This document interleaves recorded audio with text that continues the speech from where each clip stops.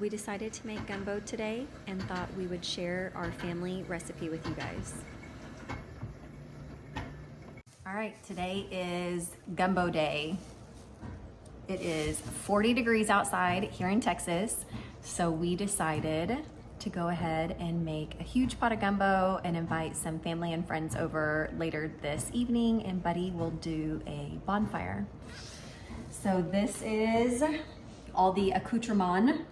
We're gonna make one slight change because I'm gluten intolerant, and the King Arthur's 1-to-1 is great. If you need a flour to switch out for regular flour, this is a really good gluten-free flour.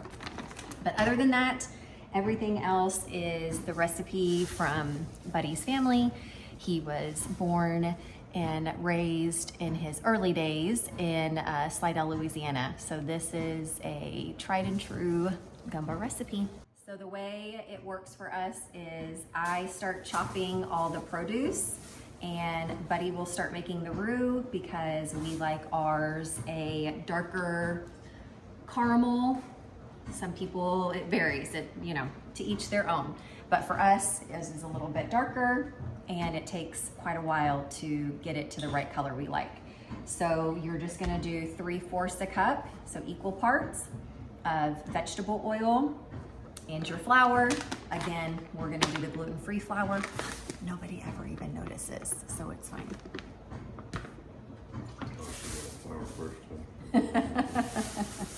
Amateur. Okay, and I've talked about this before, but I like to, when cutting up all my produce, take the scraps from what I cut off and I put it in a gallon size freezer bag. And this is how I make my stocks for homemade chicken bone broth, or I've even done turkey broth, or you can even just do vegetable broth because all this is vegetables. It's an easy way to use up everything down to the scraps. So nice little tip, just save this as it fills up, then you get to use it. But it's a great way than just throwing out all your scraps, because we don't have our chickens anymore to give our scraps to. We lost all of them 2 months already, 2 months ago, maybe 2 months ago. Raccoon or a red fox is something that somebody said they saw on their game cam. So unfortunately, no more chickens to give our scraps to, so this is a good alternative. You have a whisk out here? No, I don't know if we have a whisk anymore. Uh-oh, that could be detrimental. Let me look.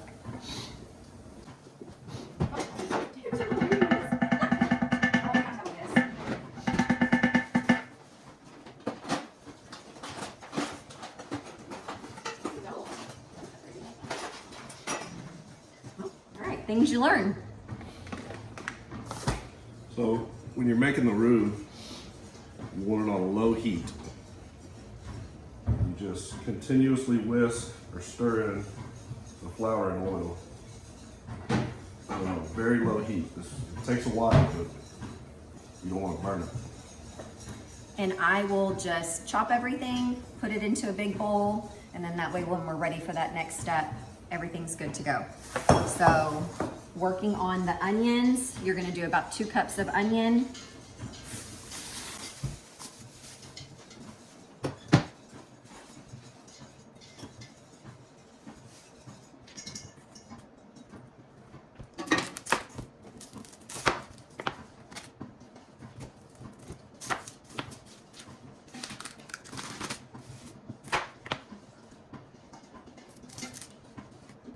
Really, this started because this morning I saw a meme on Instagram that said, I want not a recipe from the New York Times on how to make gumbo. I want Mama's recipe from deep in Louisiana.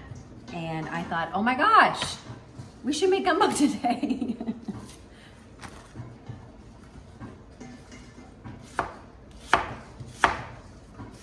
It didn't take much convincing to get him on board. Yeah.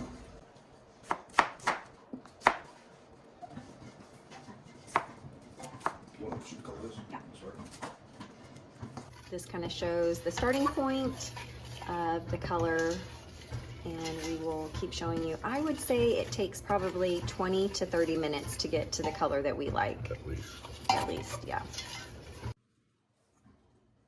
And you can do a store-bought roux with this recipe. You don't want to take the time to make your own. But being from Louisiana and being Cajun, I think my family would probably disown me if I used a store-bought roux.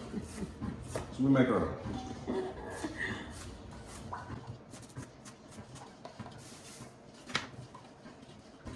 So that's a cup measurement, okay? 2 handfuls, trust me, it's a cup.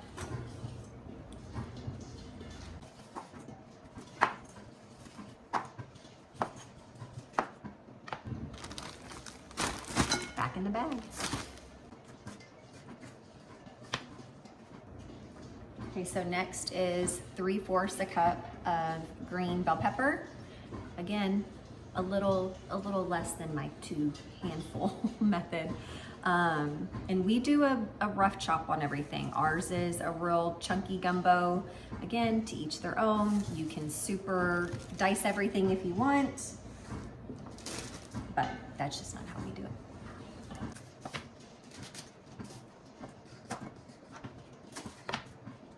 Again, in the bag. You've never made your own roux before? One tip is to keep it moving. If you let roux sit with that flour and oil, it's very easy to burn, even on low heat. That flour just settles down to the bottom of the pan right on the heat, and you'll burn it really quick. And literally will ruin all your hard work and the whole dish. You have to start over. Yeah, and if you're making seafood gumbo, this is not a cheap gumbo, so you don't want to waste all that money on the seafood. It will not be good.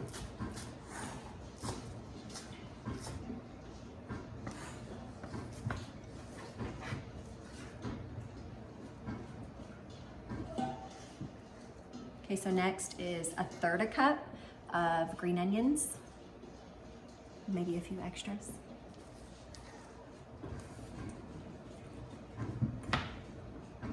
Honestly, it's not an exact science. I mean, I have the recipe, but nobody's counting.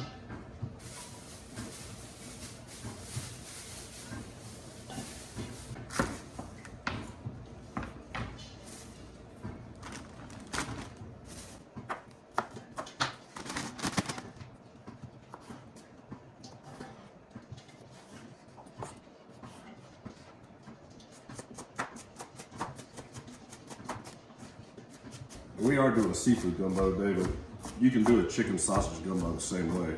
Just replace the crab meat and shrimp, obviously, with chicken and sausage. Okay, 1 stalk of celery. I didn't have 1 long stalk, so I did 3 kind of little guys. Totally taking a cheat. Garlic's already chopped up, ready to go. And that calls for 1 tablespoon of garlic.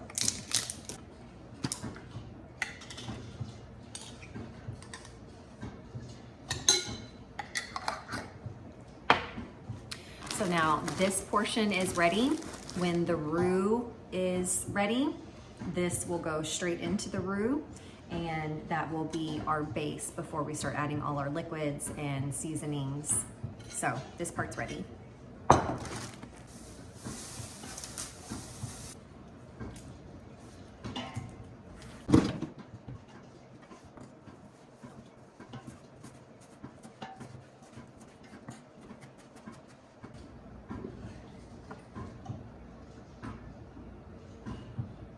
That's about 2 tablespoons of minced parsley. I'm just gonna move it over to the side because we won't add that until after we add all of our water and seasoning. And I'm gonna go ahead and cut up the andouille sausage. So even though we are doing a seafood gumbo, we're doing shrimp and we're doing 2 different types of crab meat. special crab meat, and then this is the claw crab meat. That's why Buddy said it's a little bit more pricey. Each one of these was about $14. And then the shrimp, it's already peeled, deveined. These were, I think for the both of them, maybe $18, and they're 1 pound each. I won't chop them up. You'll just get a big, nice piece of shrimp in there. And then, like I said, I will go ahead and slice this up. You want me to slice it or dice it? Slice it. Slice it.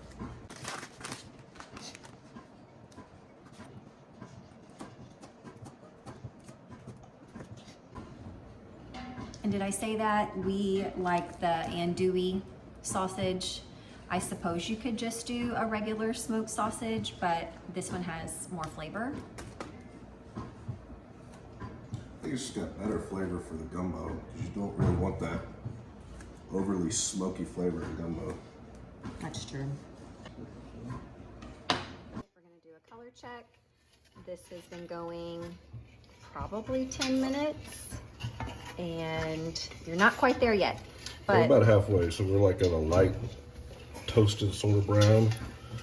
The darker you can get your roux, the better, but you don't want to go too dark. You'll see the finished product in a minute. and another big indicator is your nose knows.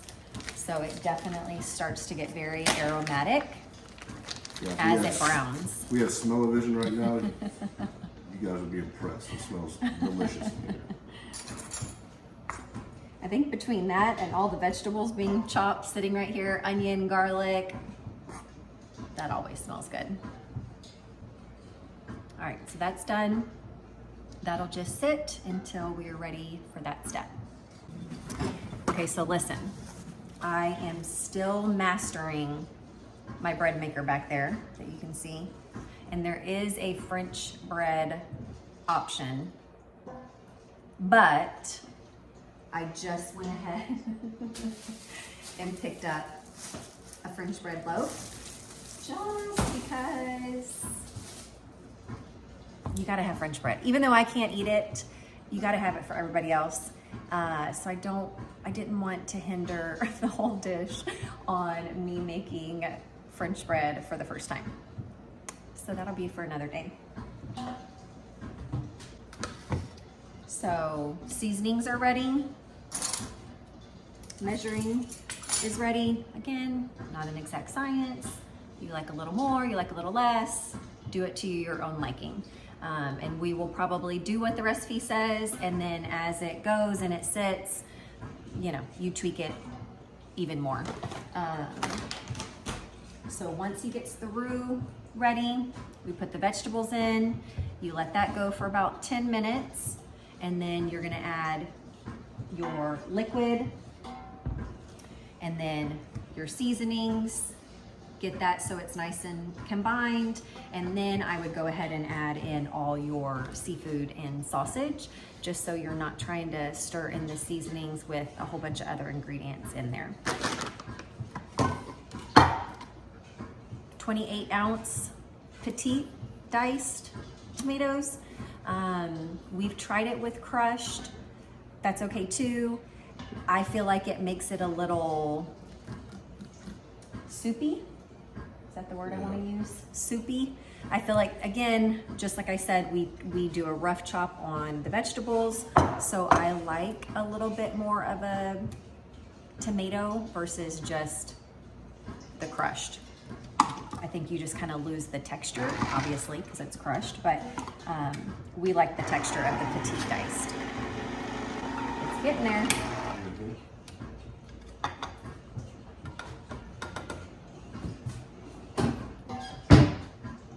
So that's another part of your liquid that we'll add when we add the water. And the water, it's 2.5 quarts. Again, you can add more if you need to, but everything's kind of tweakable if necessary. This is something that you may not be able to find in all your grocery stores. It's hit or miss sometimes if we can find it. So I try to grab some when I can and just keep them in the pantry. which is another funny part of me saying, we should make gumbo today. And he's like, okay. And I said, I already have the can. And he goes, oh, don't worry about all the other ingredients that we need. You have the one can. So yeah, let's make gumbo. That is kind of one way that we cheat, is with that okra gumbo. Yeah. But we like okra in our gumbo. But sometimes when you use the fresh okra, you kind of get that slimy taste to it, or kind of texture to it. And this kind of eliminates that. Yeah. We love okra, we just don't like the slimy texture. So Creole okra gumbo. It does have a tomato base to it, but doing the two, it's not overly tomatoey. It's just one can. It's kind of like adding nutmeg to a recipe. Nobody would ever know that that was in there. It just adds a little bit more of depth and flavor. But some people don't like okra, so you can take it out if you want. I'm telling you, if you put it in there, nobody will ever notice. Yeah, if you take it out, you're doing that at your own risk, because I don't know what it looks like without it. Well, and with, We've always put it in. even though, like he said, the fresh gumbo, it can get gummy, but fresh gumbo, the fresh okra can get gummy. This, because it's already in the canned version, it doesn't get gummy, but it does help as a binder for the gumbo, just so you do get that really nice thick consistency. Of course, that is why you do a roux base, but this is just one more added flavor component and binding component. But if you can't find it, I'm sure it'll be fine. That's kind of one of those things that every time we go to the grocery store, we always grab a can of it, so we always have it on hand. Because we have not been able to find it a couple of times. And so we just decided not to make gumbo. And I don't know why that is. You would think that that brand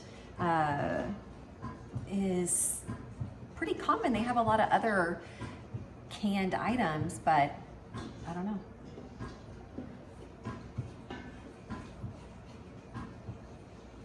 How's your arm? It's a workout.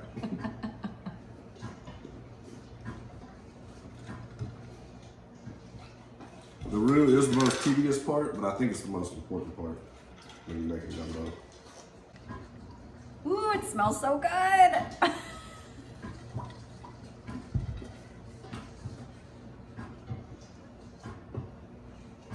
Gave up on the baby whisk. Yeah, my hands get hot. Where was it? Okay, so Amazon add to cart item. I don't have a whisk. I don't know how that happened. We had one. We used to have. Yeah, I don't know. It grew legs and walked away, I guess. And that shows how long it's been since we've made gumbo, probably last year. So this actually goes on my my hand mixer. Hey, you make it work, right? That's like the whole concept of this gumbo making video, is use what you got. But after you get the flour and the whisk, or the flour and the oil whisked together, then you can just use a wooden spoon. Yeah. Keep it moving. And we're just using, I don't know if you can see, I'll move this out of the way. We're using a stock pot. It's not overly, I'd have to look at the bottom to tell you exactly how many quarts it is. I do have a big, huge pot that I have used in the past to make gumbo, but it almost doesn't fit on the burner well, and I don't feel like the roux gets cooked evenly because it is so big that the burner is then filled up the whole base of the pot. So we went with this idea. It's gonna fill it quite a bit. There's not gonna be a lot of room left over, but we have made it in this pot before, so it should be fine. And I'll do a separate pot and make rice. I like jasmine rice. That's kind of what our family prefers. But again, you can use whatever rice you like or whatever you have on hand. Yeah, we link the recipe to this gumbo in the bottom in the description. We'll put the size of the pot and all that, so you know that if you follow this recipe, it's all gonna fit the pot. Okay, 3 bay leaves. I'm gonna kind of start getting some of the seasons set aside. So we're ready. 3 bay leaves.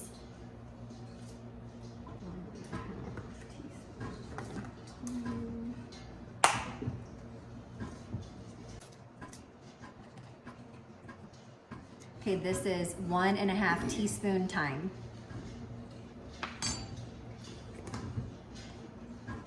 You're almost ready, huh?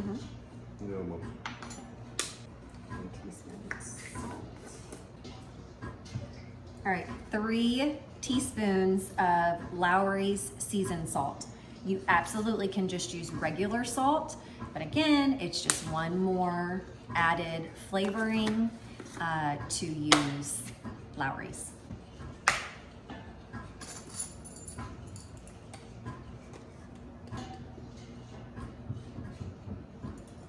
Now this is 1 1/4 teaspoon black pepper.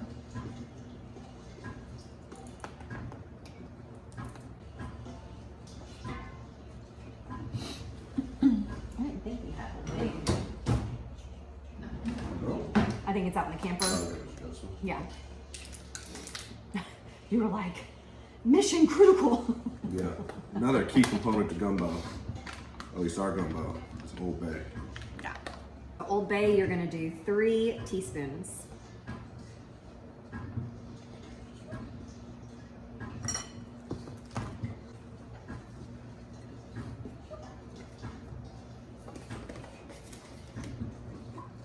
And last but not least, 3 teaspoons of Tony's sachet.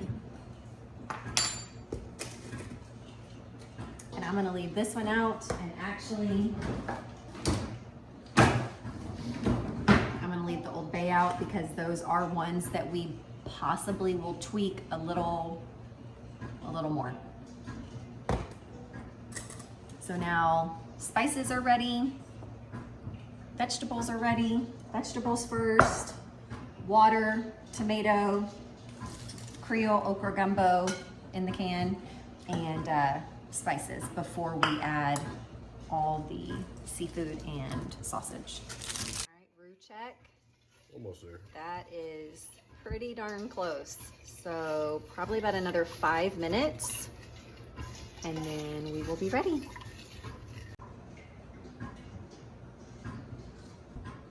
Ready? All right, so that's kind of the color you're looking for with the roux.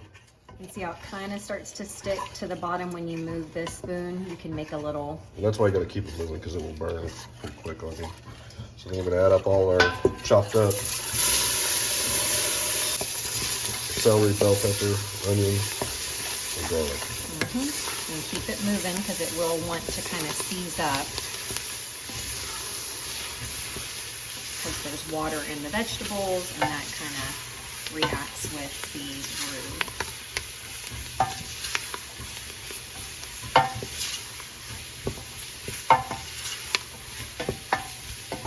Oh my gosh, it smells so good. In Cajun cooking, if you didn't know, the combination of onion, bell pepper, and celery, call that the Holy Trinity. You put that stuff in everything. So after you add your vegetables, you want to kind of saute those down a little bit, soften them up. So I turn the heat on the stove up to like a medium heat from a really low heat.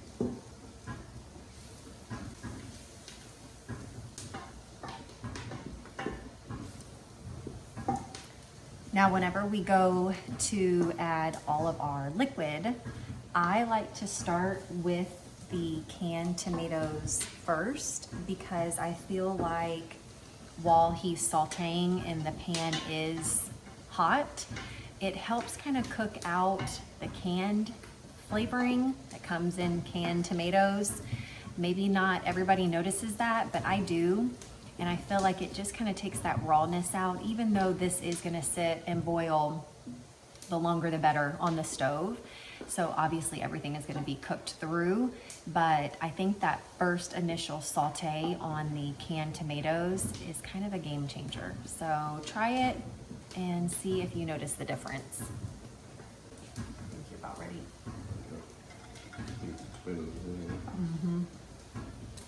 All right, tomatoes are going in.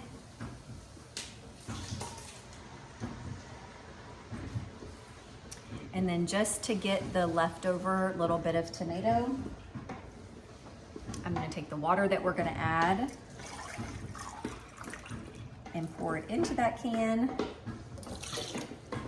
Pour it a little extra, and that way you can get just the leftover little bits. Now that you've added that canned tomato with all that liquid, you can go ahead and turn your heat up to a high heat or medium high. Because we are gonna bring everything to a boil.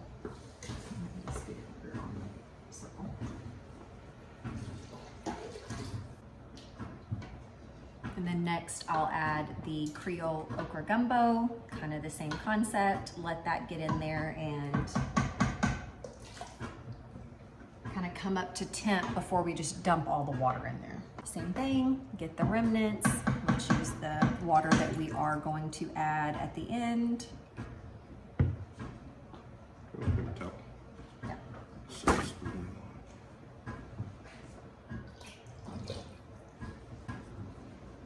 So all our seasonings that we already pre-measured, I'm gonna go ahead and dump those in too.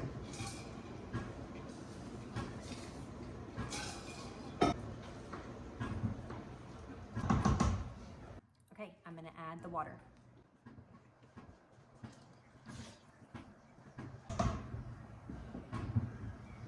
So now we will let that come up to a boil before we add in the seafood and sausage.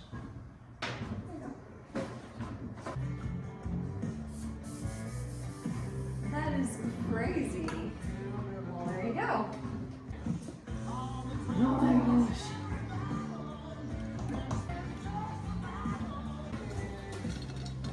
So we are making gumbo today, and that was a last minute decision, and Buddy had already taken out ribs to do.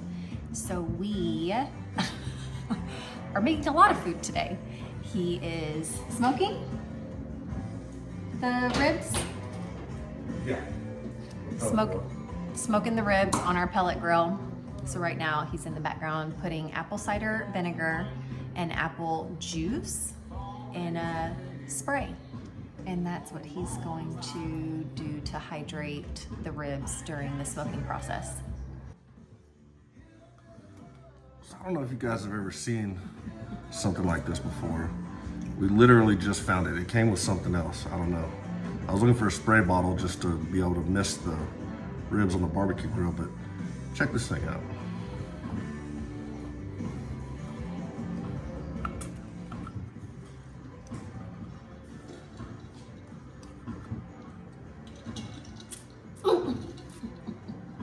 How freaking cool is that?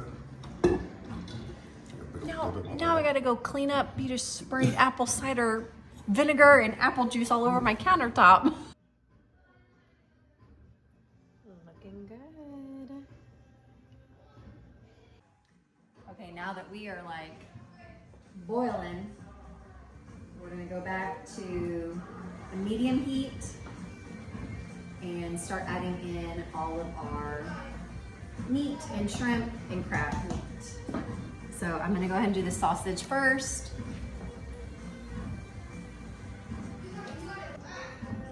Remember the parsley that we went ahead and chopped up? I'm gonna add that in too. And I forgot that we need 6 teaspoons of lemon juice. I was waiting until all the liquid was in there, but I just remembered. Listen, you want to cut up lemons and squeeze them, go for it. Knock yourself out. This stuff is awesome. My cousin gets it at Costco, and it's not that the little artificial ones, ugh, those are gross. This, awesome.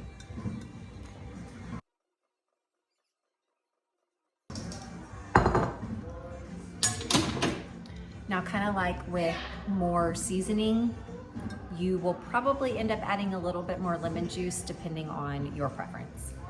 Oh, babe, this looks like perfect. Nice and thick. Okay, next, I'm gonna go ahead and add in our shrimp. They are still frozen, but because the pot was boiling so rapidly, it'll be fine.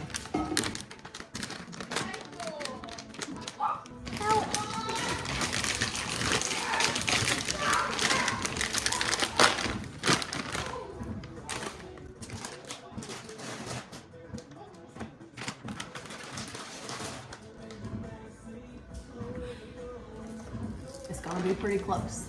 I'm not sure if you guys can hear that in the background. Hopefully we can edit it out.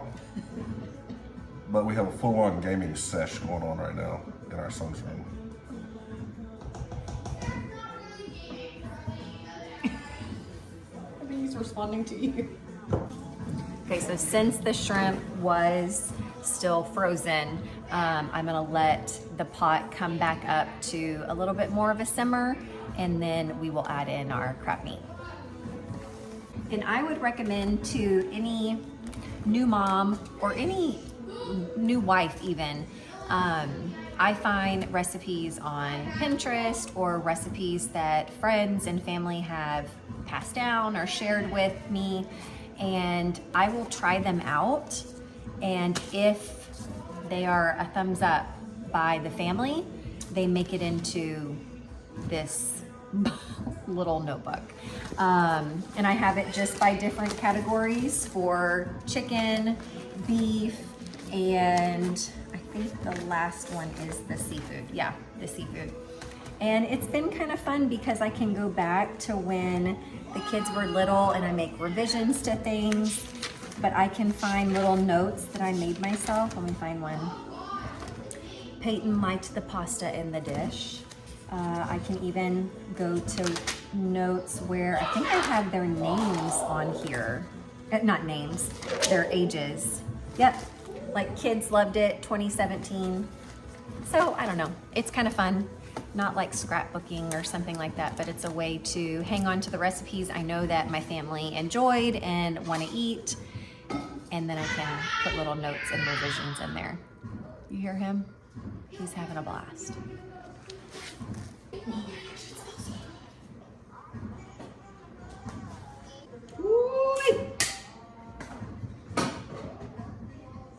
don't know if you can see that. Oh, that's gonna be so good. This one is the special crab meat, so it's gonna be a little bit more, not chunky, a little bit more fine, but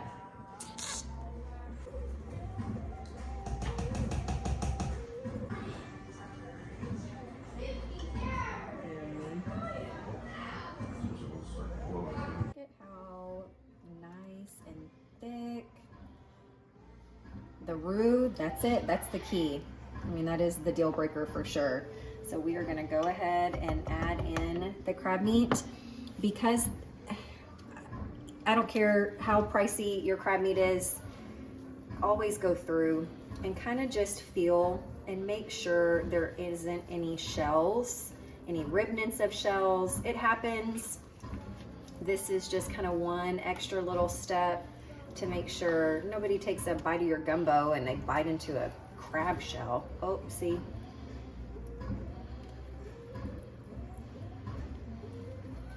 Yeah, there's nothing worse than eating a delicious bowl of gumbo and biting into a crab shell and cracking a tooth or something. Yep, see, right there. Look at that. That would hurt.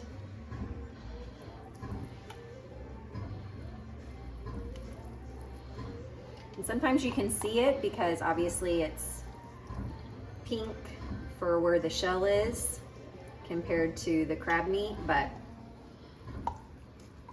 just one extra step. Trust me, your guest will appreciate it. Same with this, it's big, it's clumpy. You should be able to visually see it. I don't want to break it up too much, so I'm just going to be kind of soft with it.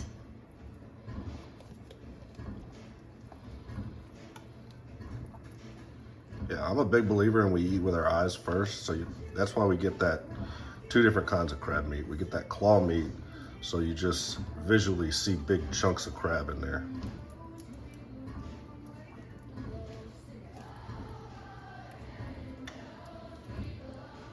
Oh, see?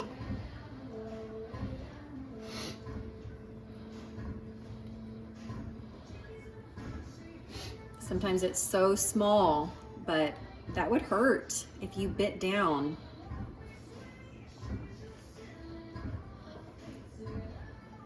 Yep, there's another one. I mean, it is so small, but that's what I mean when I say it's kind of an orange color, so you can kind of tell the difference. But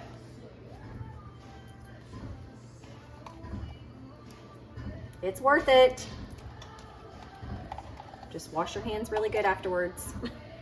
Okay, wash your hands really good, and then come back and stir it all in.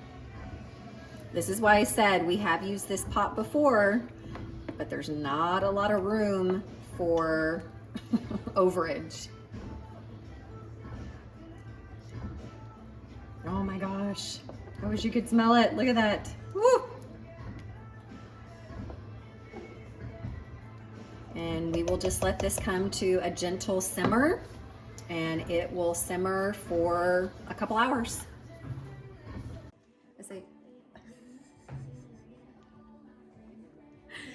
We came up to a rolling boil, so it was on medium-high heat. I just went ahead and turned it down to low, and it is just going to simmer for, I don't know, at least another hour. And we'll kind of check all the seasonings at that point and see how the flavor profile is and if we need to tweak anything, and then we'll let it go for a little bit longer. It's the afternoon, 2:45, so it'll be perfect for dinner tonight.